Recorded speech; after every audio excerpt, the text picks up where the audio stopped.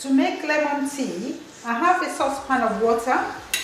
I'm going to remove the peel, just the yellow bits, not the white bits, which is usually very bitter. Place the yellow bits into the water and bring it to a boil. Reduce the heat and simmer for about 5 to 10 minutes.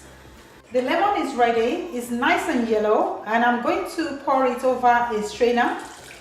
You can also use a spoon if you can't get hold of a strainer.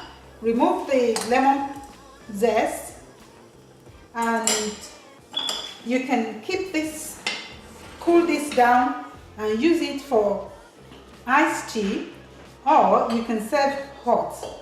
If you're serving hot, lemon is best served with some lemon juice and some pure organic honey. So I'm going to slice half a lemon and squeeze into the teapot to give it a nice flavor. Pour the tea.